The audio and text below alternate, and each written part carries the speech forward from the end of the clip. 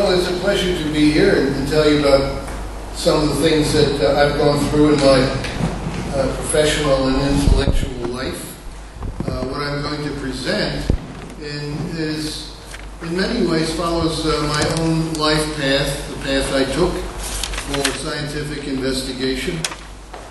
I'm a physician, and I became one only because I wanted to work with Wilhelm Reich, whom I was told would train only doctors. So that was good enough for me, and I went to medical school, and first at Penn and then at Yale, and then I began to work as what they call psychiatric organ therapist, which is the name that Reich gave to his psychiatric discipline. And one of the very nice things about coming here and presenting what I'm going to present is that it gives me an opportunity to study deeply into history and to the origins of those kinds of things that attracted me initially to Reich's work, and that had to do with the origin of life and of life energy. And it goes way back, this history, a couple of thousand years. And I remember at that time hanging out with Aristotle at the Acropolis, and his telling me he wanted to know, why cannot the seed at its origin be so created that it can turn into blood and flesh without itself having to be blood and flesh? And how do these parts come into being? Does the one form the other, or do they simply arise one from the other? His answer was the soul. The soul cannot exist without a body, he said. Yet it is not the body, but rather something inherent in the body. It is the principle of all things living. Well, I never forgot that when he told me that. And when I was reincarnated a couple of thousand years later into my present era, it took me a while to remember these things, and finally it did bring me to Reich's work. Now, in between the time that Aristotle said these things, and he was extremely influential, his views lasted into the 17 and 1800s as they were given to us in the Acropolis. And people of great dignity and concern pondered them. And you can read about the details in my paper, which is being published, or you may have a copy already. But the point is, they didn't change very much. The idea that was still the question: how does life come about? How does it take its form? What energizes it? That really, grasp people these ideas. And many of them, very many prominent physicians and biologists studied this problem. And the way in which Aristotle framed it became lost to a certain extent with the development of a mechanistic way of looking at nature, which came about through the work of Galileo, who championed a kind of quantitative, mechanistic way of looking at nature. And that's become the reigning paradigm mechanism up until very recently, and very recently we're beginning to see some changes in this view. And Wilhelm Reich's work is very much a part of that.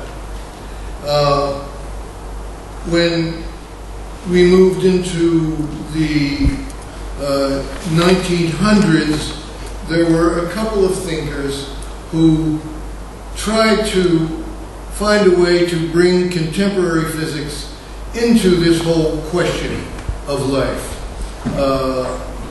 These were people like Gurwitz, Spielmann, and a couple of others. And what they said was, well, look, we have a concept of a field which comes from electricity, and all the work on electromagnetism which had been done by Maxwell. And we have that. Can we use it in any way? And they began to look upon life as being somehow there is the physical matter of the person or the organism, and this in some way generates or is influenced by a field. Now, many people thought that, well, the field was electrical in nature, because as it had been given to us from Maxwell, it was electrical in nature. But there were many who had doubts about that, and it really wasn't very well demonstrated. Except for one person who probably did the most research in that area, and that was Harold Saxton Burr. And that was at the around the 1930s. Burr was a professor of anatomy at Yale. A charming guy. I went and introduced myself to him when I was studying at Yale. And he said he never had more fun in his life than when he was investigating the role of electricity in nature. But what Burr did was he built, for the first time, a DC millivoltmeter, direct current millivoltmeter. We knew at that time that there was such a thing as a psychogalvanic skin response. And that's the lie detector. And you work with that by passing a current through the skin, and you measure the resistance of the skin to the passage of that current. And if a person is lying, then you get, an anomalous response. But what Burr wanted to do and did do was create an instrument that measured the amount of voltage that was literally produced by the skin. So he wasn't measuring the passage of electricity through the skin or the resistance to that movement, but he was actually measuring the amount of electricity produced by the body. And it was on the order of millivolts, maybe at most 50 millivolts in any one part of the body. And he wanted to see what was the enduring current, that is through time. And he measured what he called DC charges on people, trees, animals, everything. And he found that over time, everything had an electrical field.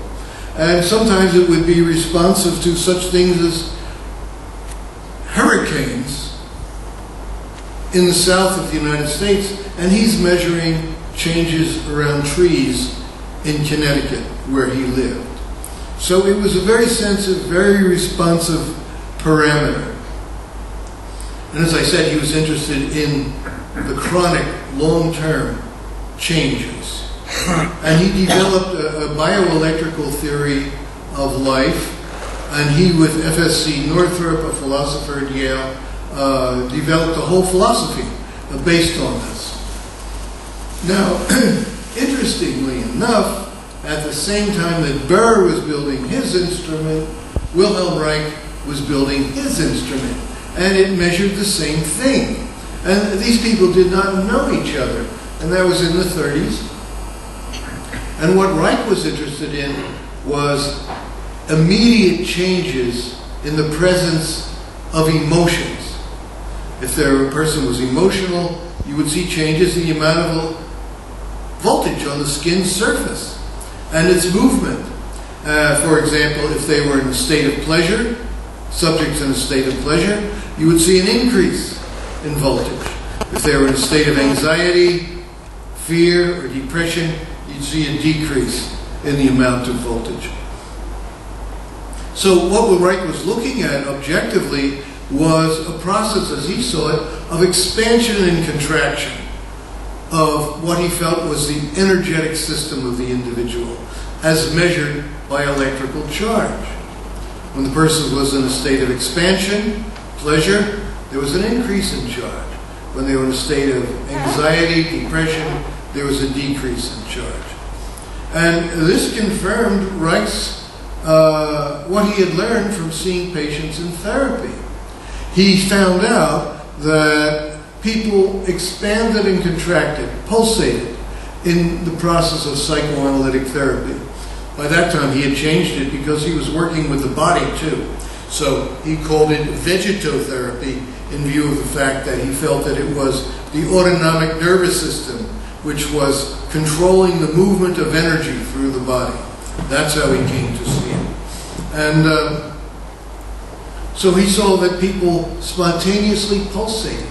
And he wanted to measure it, and he thought it was electricity, because that was a theory that was around at the time. And so he measured it in terms of electricity. But when the experiments were all over, despite the fact that they had proven the pulsation theory that he had seen in the clinic, when the experiments were all over, he realized this energy, this life energy, as he was beginning to think of it, could not be electricity. Because when you put an electrical charge on somebody, they didn't like it at all. They felt that it was foreign to them. It was irritating. So he set out to study what he thought was a life energy in a totally different kind of way. As usual for him and for his personality, his character, he went right to the heart of the problem. And what he did was to examine foodstuffs, figuring, well, we get most of our energy from food. Let's look at food. What's in it? And so he took some foodstuffs, meats, carbohydrates, vegetables, what have you, cooked them up thoroughly, and examined what was there under a microscope. And what he saw were little vesicles moving around from place to place, and not very far, but you couldn't mistake them for bacteria. And they had a strong bluish glow. And when Reich was able to do this with all kinds of vegetable matter, no matter what he examined and put in a boiling solution, came out with these little vesicles. Now, he also found that he could do this with various kinds of non-living substances, minerals, things like carbon, iron, and sand. They all broke down into these vesicles, and I'm going to show you some pictures of these things in a few moments. And the vesicles, in the case of sand, proved to be extremely interesting. First place, they seem to multiply, even in sterile solutions. That is, they would kind of split, and there would be two where there was one before, and so forth and so on, until you ended up with a petri dish with sterile media full of these bions. And in his laboratory, where he had many, many, many of these dishes, in a basement in Oslo in the winter, when you walked in the basement, it was like there was a glow in the air. And magnetic things, or like this, metal things became magnetized spontaneously. And when Reich put out film cassettes, they showed images quite spontaneously. And he was examining these preparations through the microscope, through a kind of microscope which was, at that time, had one optic sensor. And when that eye that he was using developed a conjunctivitis, an inflammation. And Reich became worried, with all these visual phenomena and the inflammation and the physical phenomena, the magnetism, and so forth, that this was a radioactive phenomena, and he took the dishes to a specialist in radioactivity, and it was ruled out. It was not radioactivity. And it was at this point that Reich began to realize, ask himself, what is this force that I seem to have discovered within living and non-living things? And it had strong abilities. If you took some of these bions, as he called them, that were rich in this energy, you put them on your skin or next to your skin with a glass in between the bions in your skin, you would get an intense burn, like a radioactive burn. And he realized, after doing some experiments with static electrical devices and the bion preparations, that he had discovered an energy which had been known before, but not in this form. He was very well acquainted with scientific literature on these subjects, and he thought that this is the prana that the Indians described, and this is the chi that the Chinese had described for thousands of years. And Wright called it the energy orgone. And the reason he did that is because he found, through these bioelectrical experiments and through the static electrical experiments, that the energy was absorbed by organic materials. And also, all of this work began years before in Wright's study of sexuality, specifically the function of the orgasm. So the term orgone was a condensation of orgasm, energy, and organic energy. And he then went on, having discovered this in biological preparations, he then went on to study it in a physical sense, a purely physical sense. But for the moment, I want to show, before we get to that, I want to show you some slides, some pictures, and a short bit of a YouTube film. Yeah, here we go. Now, yeah. No, just leave it there for a moment. Reminded me of another thing that Wright discovered in these bion preparations. One of the things that he examined under the microscope when it was subjected to heat or left in solution in the sun was grass. Because Wright was interested in where did protozoa come from. I want to see protozoa. I want to see that spontaneous pulsation in these organisms. So he was told that the best way to get protozoa is you simply take grass, cut grass, and put it in a water solution and leave it in the sun, and the protozoa will be there within a few days. Well, where do they come from, Wright wanted to know. He said, well, they come out of the air, and they fall into the preparation, or they're on the grass itself.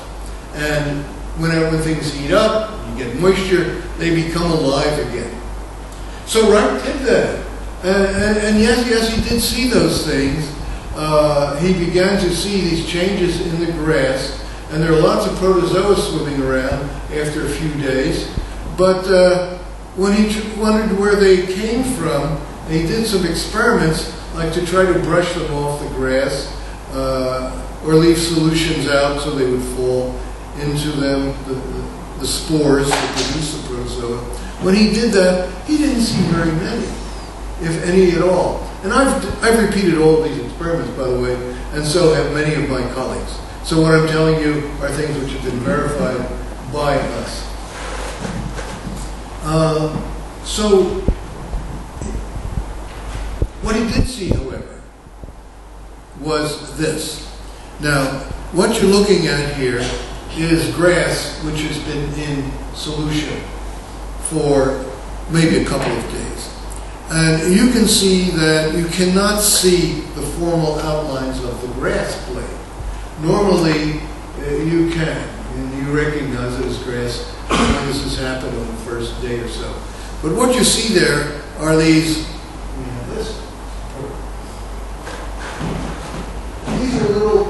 these little vesicles are all bind, as Wright called them. And they develop out of the grass itself. Next one.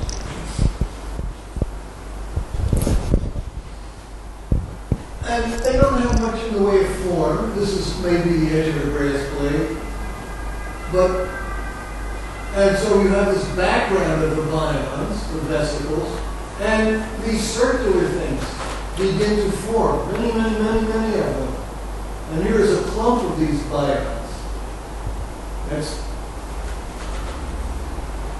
And here you can see the circular things a little better. And these really are clumps of bions. Next. And here's a completely organized protozoa which forms out of those clumps of bions.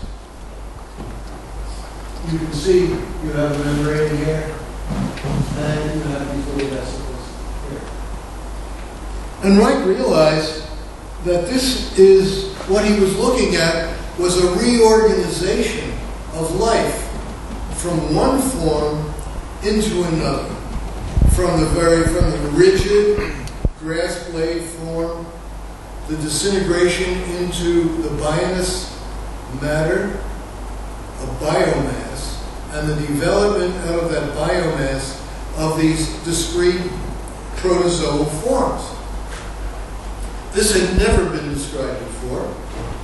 And if you were to go to your local biology teacher today, he would say, "You're crazy."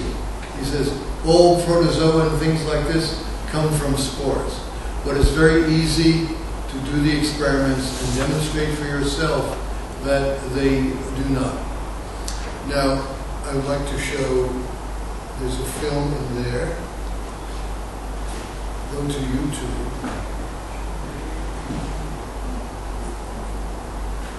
Yeah, let's make it full screen.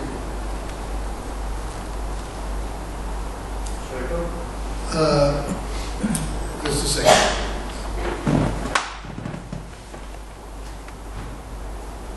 Can we turn these lights off overhead? It would make a big difference.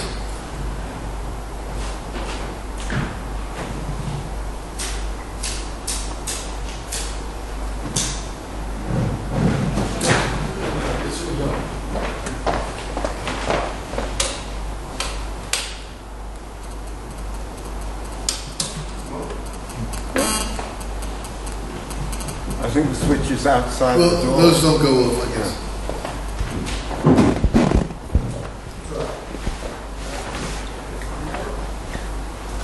Here, you can see this, the bionous vesicular background. This comes from grass. In solution, the way I described it. And here are those round vesicles that that you saw before, that I showed you before. And you can see that they're full of these bions. And they have a membrane around them.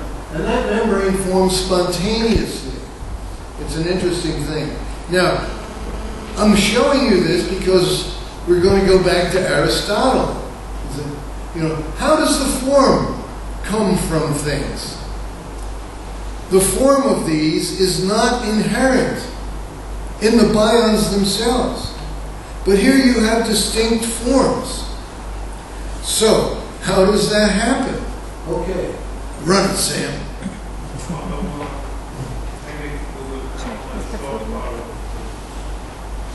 All right, stop in a second. This thing you saw flying around, that's a protozoa. Now, watch inside here, and you'll see a spontaneous movement take place. First one way, then the other. And in some of them, there is a splitting which takes place, and two protozoa will swim off. Okay.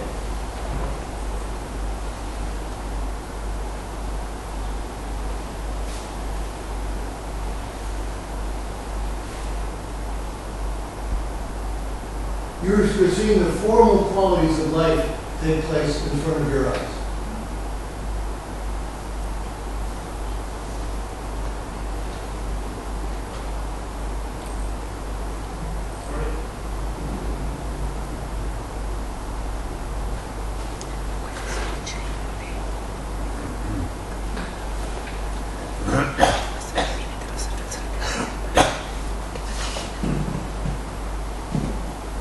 And it starts to speed up here.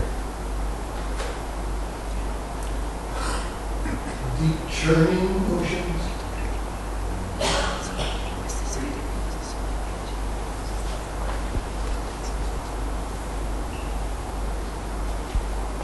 This is at about 2,000 power under a very good microscope. And this is something you can do at home.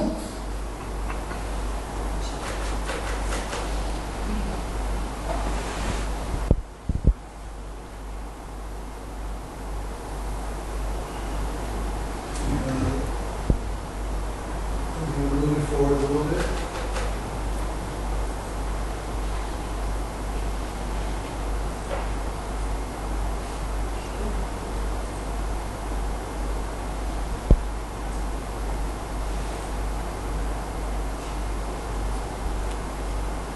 I'm looking for the point where they divide and they move off as a motile organism.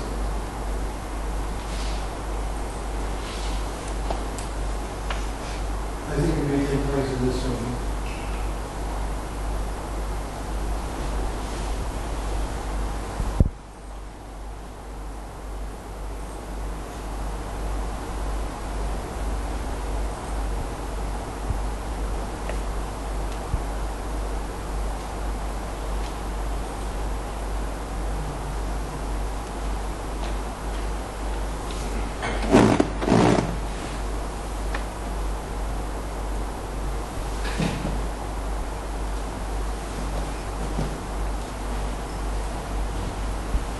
And you can see there's some differentiation taking place.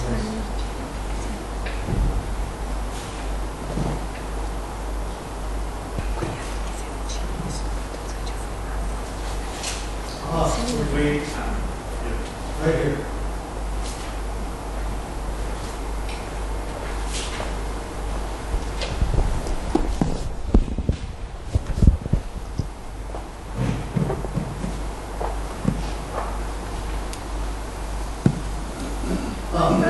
See? Empty. And the bird is over. Okay, that's good. You'll stop it.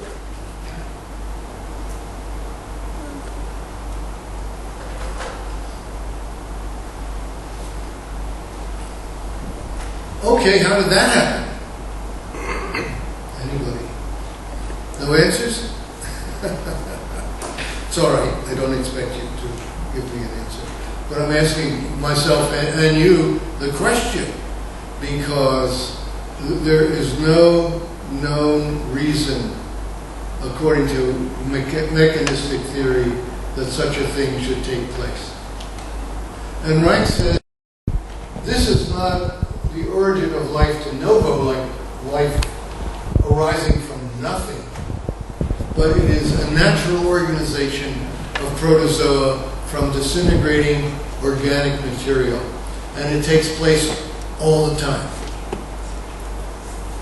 The mechanistic theory was that life began 2,000 or thousands of years ago in some kind of warm soup in an atmosphere that had more hydrogen and less oxygen than we have today. That would have been the ideal medium for such a thing, for living things to develop, the primordial soup, when proteins can get together out of amino acids, and so forth and so on. But I follow this material pretty closely because I'm interested in it. I have yet to see a description or an experiment which demonstrates that you get any single living thing by simply adding all of these things together, even when you put a spark through it. So there's something wrong with the whole mechanistic approach and in the way in which those experiments are done. Yet, you can look at it tomorrow under your microscope. Okay. And I'm going to come back to this question a bit later when we examine the work of Nikolai Levashov. Okay. So, Reich went on from this. Having discovered the orgone energy, he wanted to know about its physical attributes and qualities. And he found that if you were, in order to see these visual phenomena that he was seeing in his lab, and they were like blue fogs, points of light, like little lightning shooting across the laboratory, he thought, well, if he would take a collection of these petri dishes with these sand ions in them that were highly radiating and put them inside a box that would concentrate then the radiation, whatever it may be, that he would get a better view of it. So he built a box made of wood on the outside, an organic material, which he thought would absorb this energy, and the inside was faced with a metal, like galvanized iron. And he put the petri dishes inside, had a glass front, and he could see the phenomena much more clearly. And when he took the petri dishes out, however, it was still there. You could still see these little bluish fogs and points, and moving points of light. So he took the things apart, he washed them down, but every time he put them back together or built a new one and looked at it, the phenomena was there. And it was then that he realized that this energy, the orgone energy as he called it, was everywhere. And that this box was simply a way of concentrating it. And thus was born the orgone energy accumulator, or the orgone box as many people will call it. And it's because of the quality of the organic and metallic materials that a concentration is set up of orgone energy within the box from the external environment. And Reich did many experiments over 20 to 30 years until he died in 1957 on this phenomena. And he was able to concentrate it in the boxes and able to use, say, something like a Geiger-Muller counter to measure the concentrations in there. He found that if he put a bit of radioactivity, which the average person wouldn't even feel, inside one of these boxes, that Geiger counter counts magnified in the room, and people became irritated and disturbed. And he did this experiment over a period of 7 days at one time, and from a distance of a football field, 300 feet, looking into the laboratory window, he could see these moving fogs, and people could feel a reaction at that distance. And Reich called this phenomenon orgone energy excited by nuclear material, and it became very important in his later work. Reich was able to make motors run on this stuff, and developed a whole field of chemistry based upon it. All of these very fascinating phenomena, and I saw many of them in person when I worked at his laboratory in Maine one summer. And one of the things that he did, which Dr. Sorrell and I are going to talk about in a little bit, is he developed a method of working with the weather based upon the concepts that he developed about orgone energy.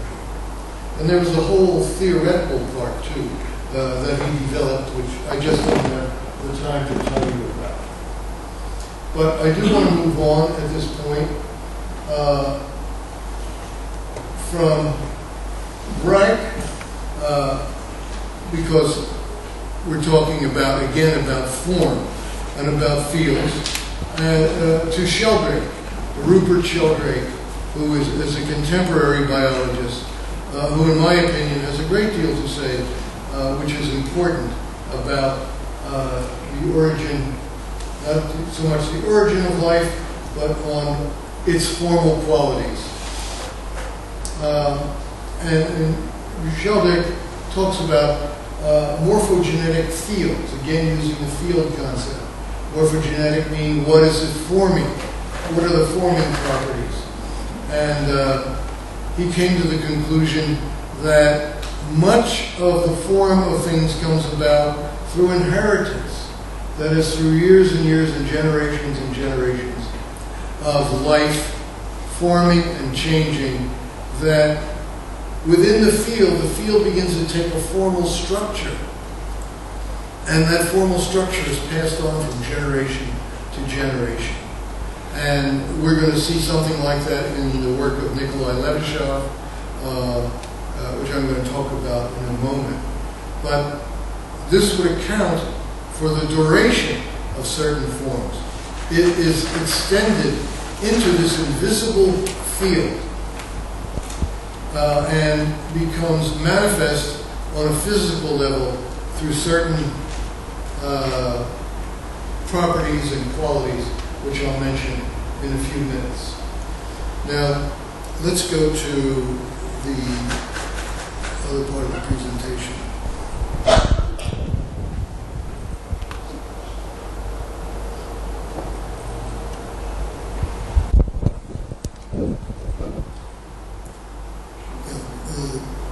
No, go on. Yeah.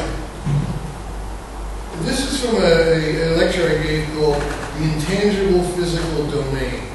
And I think it's appropriate that I go through some elements and aspects of it in this particular conference, because many people have mentioned such a thing or alluded to something like it already.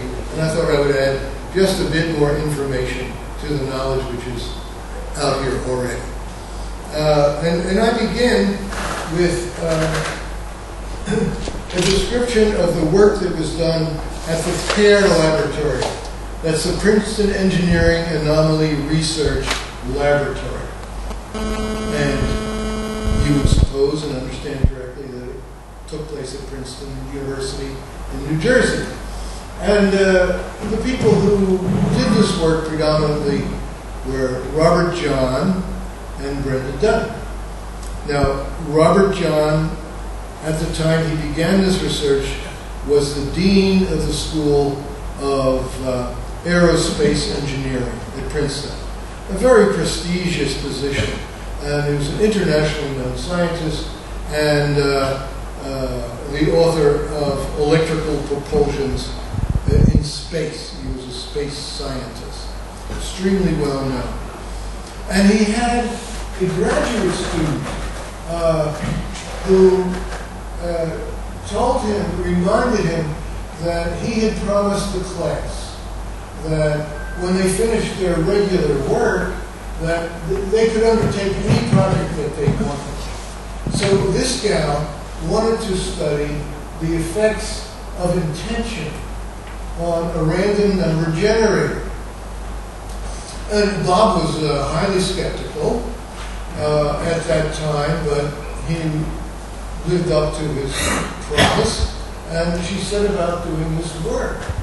Now, a random event generator, a random number generator, REG, is a device that you can buy at your local electrical supply house. So if you want to, you can go home and do these experiments too.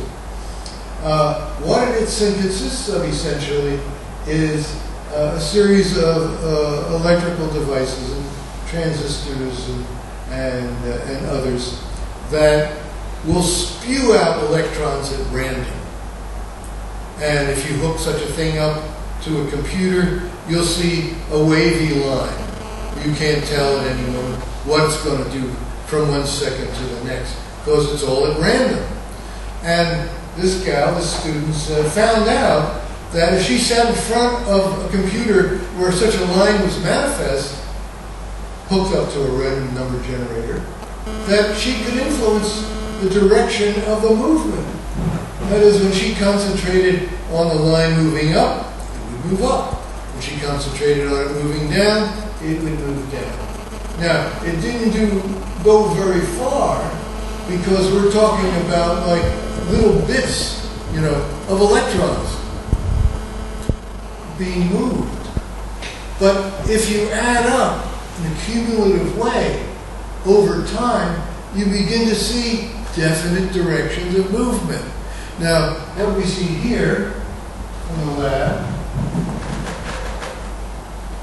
this is the sum total of hundreds of thousands of experiments, okay? And you can see this line here represents the normal response, and here you can see that without any influence whatsoever, there is a movement about the normal response, but it's not significantly different from the normal, from the baseline. Okay? But if a person is concentrating on moving up, you can get very highly significant results up to 4 or 5 decimal points. This would be the standard deviation that would be expected. And if they concentrated on moving down, you would get this red line here. very highly significant stuff. Now, I can't go on to tell you of all the experiments they did, but I replicated some of them. Go on. And these are, as a therapist, I deal with people who in therapy express intense emotions spontaneously. And so I put a random number generator at the far end of the room, 10 to 12 feet away from them, and they're not connected to it, and they don't even know that it's there. And I videotaped them during the therapy sessions. And I found a very high correlation between the emotion that was being expressed and the changes that were taking place in the random generator 10 to 12 feet away. Now, in this one, this is a calibration. No emotions being expressed. There's even a patient on the couch, but this is what the output of the random generator is. You can see there's nothing remarkable here whatsoever. Next one. Now, this is somebody who is extremely upset, sad, and crying.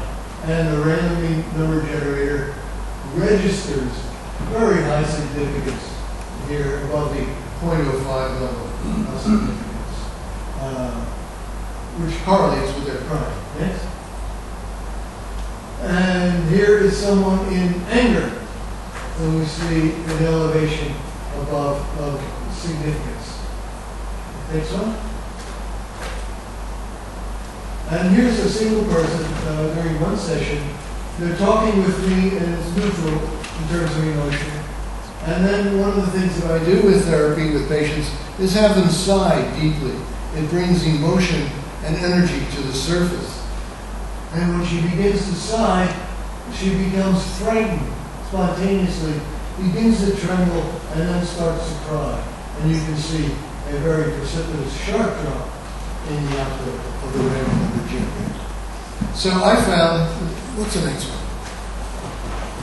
Yeah, this is the sum of all of the patients, and they're all women, by the way. Women show these emotions much easier than men. The sum total here is anger for all of them. This is neutral talking. Some effect, but not anything significant by the And most demonstrable is states of anxious crying. Wait. So that was something which was totally unexpected. Now, how can we explain such things? They're not attached to the random event generator. They don't even know that it's there. So something is either in the air and is being excited when they're emotional, or something moves from them to the random event generator. Or the random event generator is establishing such a field that it's so extensive that when the person is emotional, we're making contact. But in all cases, there is no way that this can be explained electrically. And the reason I say that is this. In the experiments that John and Dunn did, they found that they could be done. A person could be in one place thousands of miles away from the random event generator. And they tell Brenda in the laboratory to turn on the device. And then they begin to focus in their minds on whether the output should go up or down or stay neutral. And they got the same kinds of significant reactions that they would get as if they were sitting there right in front of the computer. So space meant nothing. Well, how about time? You could do it all the time. Any one of us could call Brenda in the laboratory and say, please turn on the device in 2 weeks. I'm going to concentrate on it now. And you would get the same kinds of effects with the same kinds of significance. Well, what does it mean that you're transgressing time? What it means is that it's not electrical. Because electricity doesn't pass through time with this kind of instantaneity that is demonstrated in these experiments. So let's go on to the next one. So John and Dunn developed a theory about how this works. They said that we know from our experiments that the intention does not go this way. This is a person's consciousness. This is tangible reality, where the random generator is. It doesn't go this way. Our experiments indicate that it goes first to the unconscious mind, and then there's a hole here in which there is contact with the outside world, whatever that may be. And it moves, whatever it is that's going on here, moves into this intangible physical domain. That is, it's invisible. You can't see it, you can't measure it, so forth and so on. And then it moves up into the tangible physical domain where you can measure it. And they call this their M5 theory. Let's go on. Now, I want to bring into play here the work of Nikolai Levashov. Nikolai is a picture of him. He was my mentor for 15 years and trained me to be a healer. And I must say that probably some of the most important things that I ever learned, I learned from him in seminars and privately. He's a Russian theoretical physicist who found when he was very young that things went much different for him than the other kids. Whatever he wanted seemed to come to him quite spontaneously. And then he found that he could heal. And when he went to university, he examined this using the scientific method as best he could. And he was clairvoyant and clairaudient, telepathic, and all of those good things. So he examined his abilities and how he affected people. And he examined nature using these abilities. And I'll just tell you a few of the things that he discovered, which are germane to our conversation today. We'll go to the next one.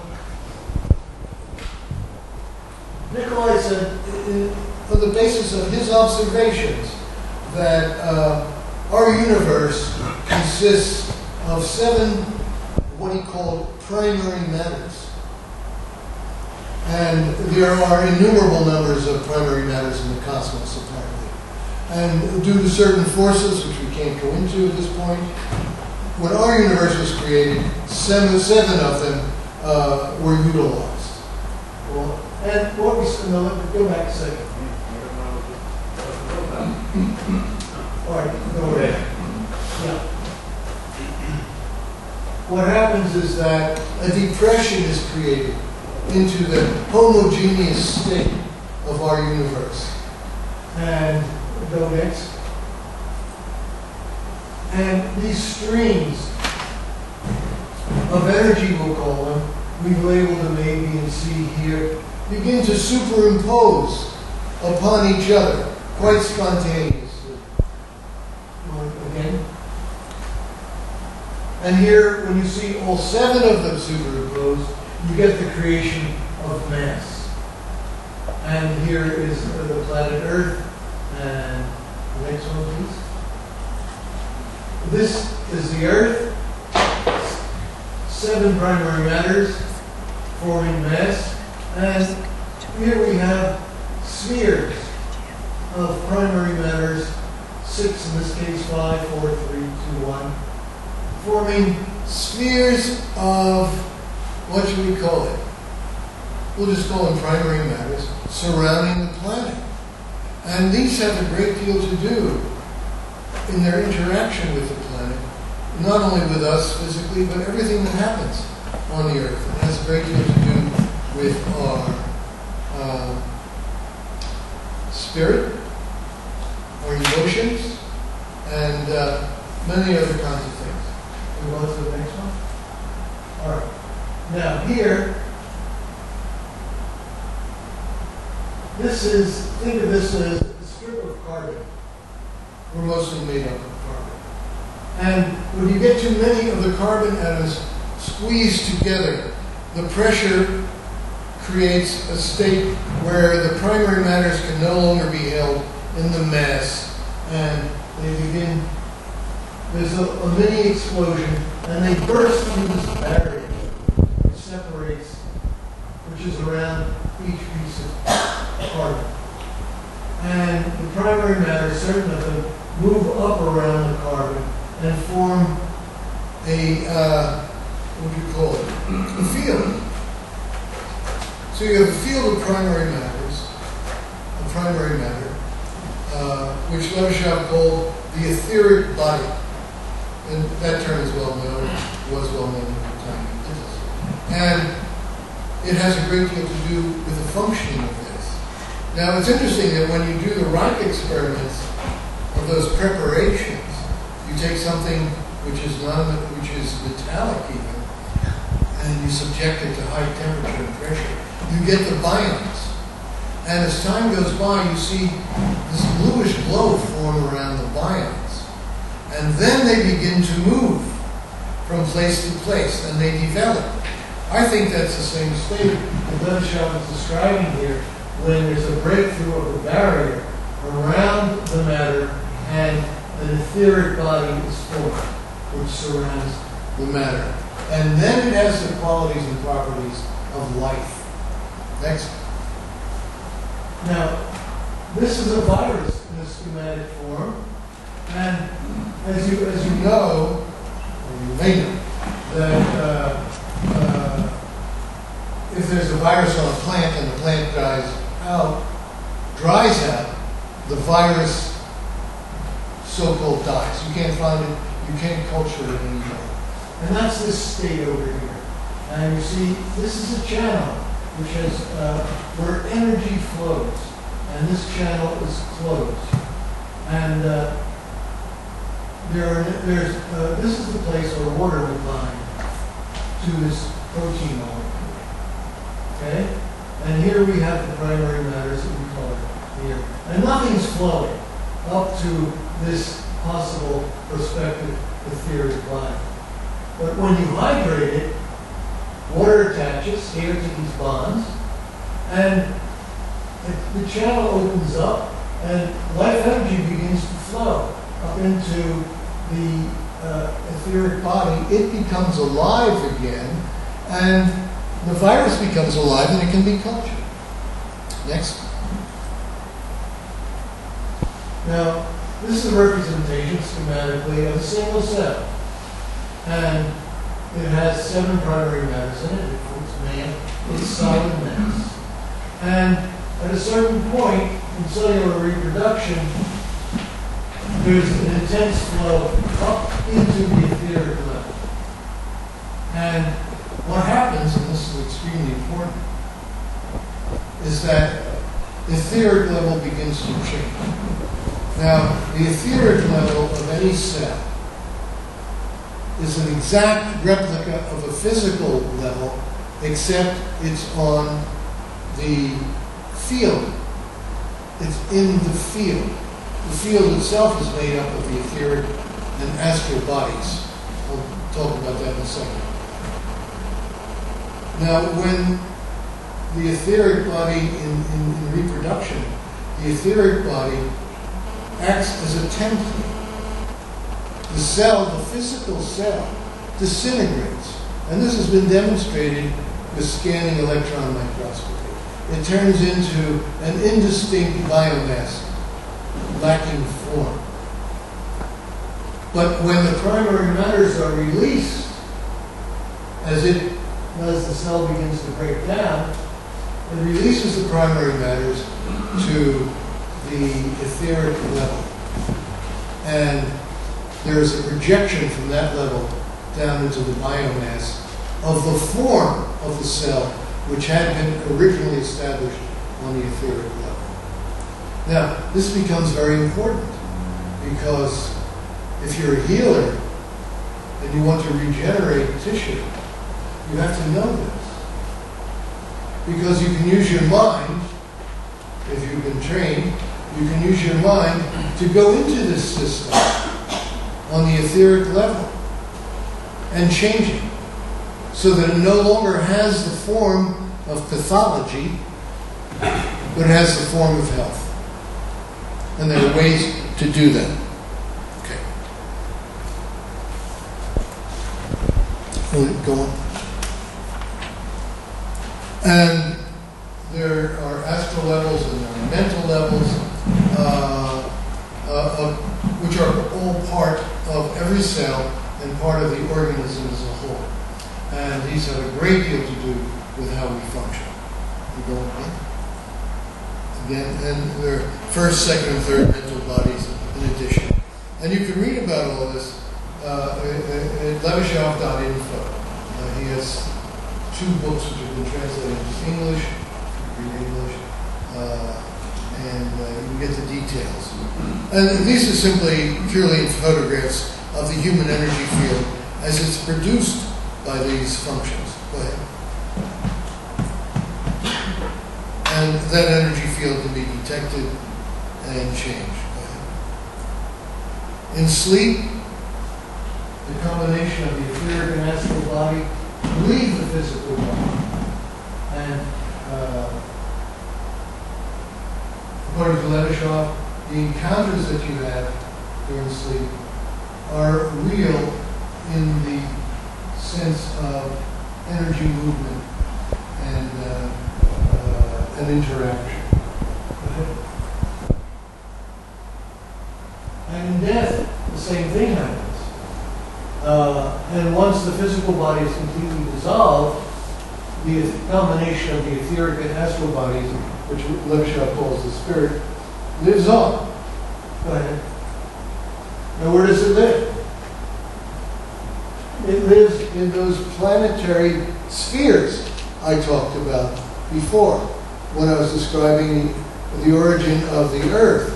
Well, on a physical level, the lowest level, of mass level, we have humans and flesh.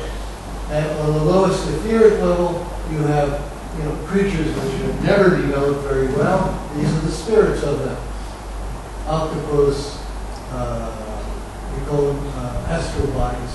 Creatures with astral bodies are astral creatures. On this level you see, which is slightly higher, you see things like dinosaurs, very primitive man. These are the spirits of those things. And they live there. And here you get into the astral level and the mental levels. There are not very many spirits in the mental levels.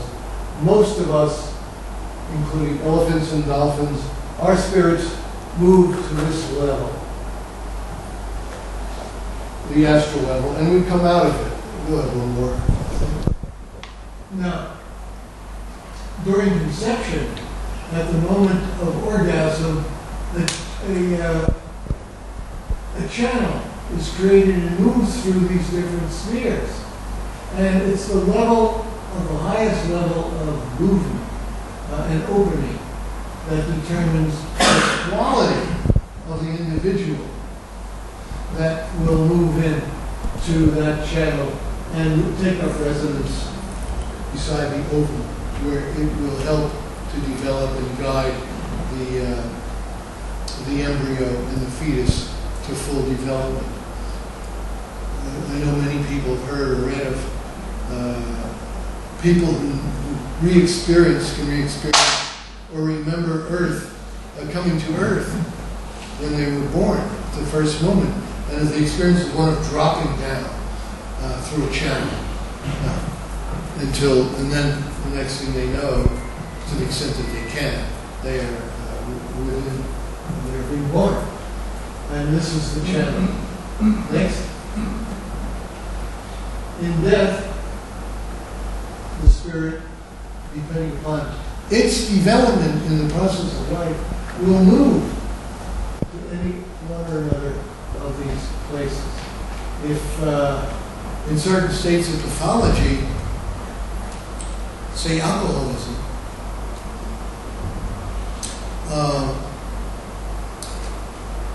we all have a shield, and it protects us and separates us from the planet's etheric and astral levels. It does that And that's why we can't see them ordinarily. But if that shield collapses, because this stuff is all around us. Don't move. This stuff is all around us.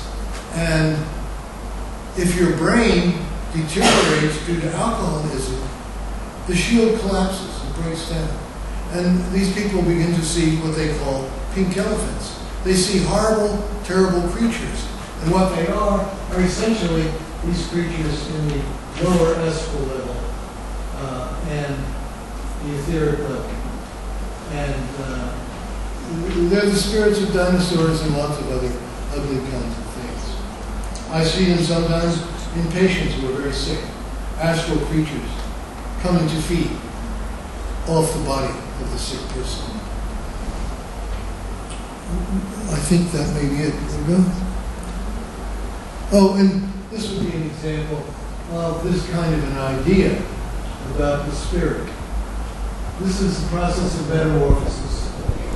This is a brass blade, and these are caterpillars. And at a certain point, they go into create what they call a chrysalis, and all the mass of the caterpillar vanishes. It's just a biomass. It's a mess of goo. And according to Levashov's idea, the spirit of a butterfly moves into that biomass. And it begins to develop the biomass, just as the spirit of the human would begin to develop the human embryo, until it develops until the point where it can leave as a full butterfly. And at that point, of course, before that happens, the spirit of the caterpillar leaves. And these sequences are seen in developing human beings because we embryologically we begin as fish, then we take the form of amphibians, still embryologically, then we take the form of reptiles, we get gills, a wonderful stuff, and that all drops away, and we take the form of lower mammals, and then we take the form of humans. And each of these stages is necessary in order to develop the embryo to the point where something of a higher level of spirit and consciousness can come in and further take over the development. All right, I think that's about it for that. I'm just trying to fill you in and make some kind of contribution to things that have been said already here. And I can tell you personally that many of the things, certainly the stuff got right, and much of the stuff that Levashov has presented, and I presented to you today, are real. They've been replicated, and I use all of these words all of the time in my professional and private life. Okay.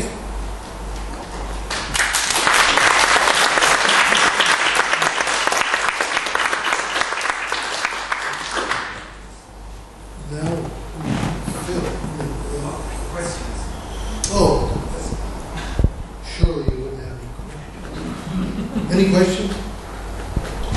No questions.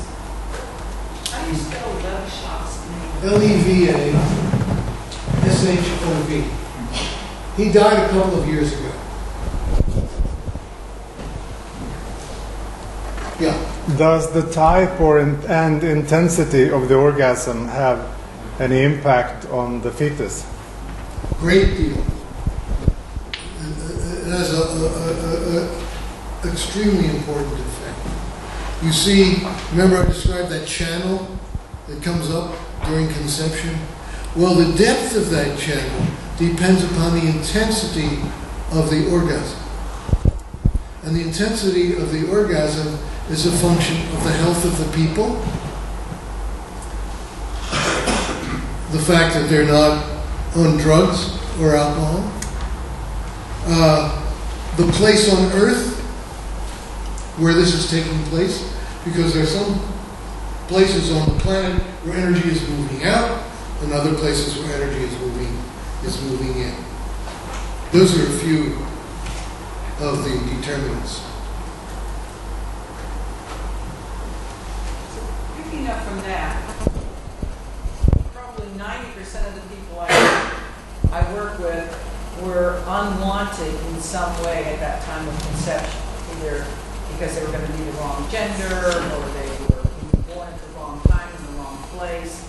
And so what you're suggesting, I think, is that that's going to influence the level of development that they're going to be able to move into. Is that correct? Am I understanding that correctly? Well, that's right. It depends upon how much those attitudes influence the feeling of love and attraction between the partners at the moment of conception. Exactly.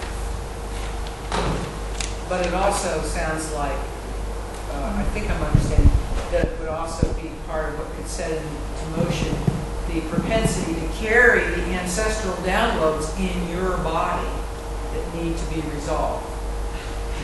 I'll have to think about that. Okay. It's an interesting idea. Yeah. Let's talk later. Okay. Yeah. Yeah. What is the reaction of Darwinist theories to your conception of development or evolution? Say that again. What is your experience with your communication with the Darwinist theorists? What they say to your explanation of evolution or of development of I life? never talked to them. No. I avoid Darwinians as much as possible. Yes. They would say it's crazy. Yes. But it's much more interesting. Is it the final spirit that goes on first in the conception, or does it change? The spirit changes. What I describe when you're born, there is no astral body. There is a rudimentary etheric body. Okay? Now the etheric body fills out and becomes complete by virtue of exposure of the newborn child to information. Now, how does that work? Information, let's say when you're looking at something, there's an excitation of the neurons and energy, called electrical, whatever you want, moves down the neuron to the brain, right? When it reaches the brain, that tissue in the occiput, the visual cortex, becomes charged with energy, more and more and more and more and more, until it can't tolerate it. Everything has its threshold, and it begins to break down. And when it breaks down, the primary matters are released into the developing etheric body. And then you begin to have an etheric, deepening and broadening etheric level on the optical neuron level. And this takes place throughout the body. And the exposure to information is extremely important up until about the ages of 3 or 4, when usually the etheric body is complete. Not only on a cellular level, but in terms of the organism as a whole. The astral body continues to form up until the age of about 17 or 18. And it forms on the basis of exposure to far more sophisticated kinds of information that the organism absorbs. And the same essential process takes place, but this time on an astral level of function. And for some people who have potential mental bodies, which have to do more with clairvoyance and parapsychological abilities, there's a continuing development up to about the age of 35. Yes? Does the longitude, latitude, and altitude, I can't hear you. Please speak louder. does the longitude, latitude, and altitude at the time of conception have any influence? Well, yes. As I said before, there are places on Earth where energy is being released from the Earth, and other places where it's moving down. Where it's being released, it accelerates that the development of that channel. And if somebody is displaced from that particular area where the conception happened, do they need to compensate every cell of their body to the new position? Please say it again, but speak louder. If a conception happens in one particular place of longitude, latitude and altitude, and then the person moves to a different area, does that affect their development? As far as I know, no. No. Thank you. But I don't know that definitively, so don't take it as gospel. Yes. One question. According to your understanding, our sensual... Wait a minute. Yes. There's a man behind you. Yeah, okay. Excuse. How does the orgasm factor in, given the fact that conception is often up to a couple of days after the intercourse? Because it isn't a matter of when the sperm get to the ovum. It's a matter of the depth of the channel. That channel's still there. How long does the channel stay open? How does it? How long does the channel stay Well, open? it stays open several days. Even if there's going to be conception or not, or is it only if... As far as I know, even if there's conception. Anybody else? Yes. Where? According to your understanding, our sensual perceptions are at the level of astral body or at the level of ethereal body? What was the first word? Did you? Well, does it take at the level of astral body or Does what? Ethereal body. ethereal body? Does what? The conception.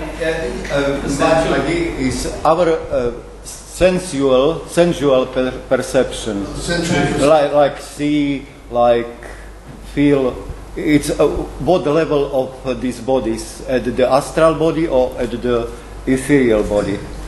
First place, let's not get too much into this compartmentalization of things. The organism as a whole, Yes. yes, physical, etheric, astral, and mental, Yes. function as a totality. Yes. Life energy moves between them, all and back. And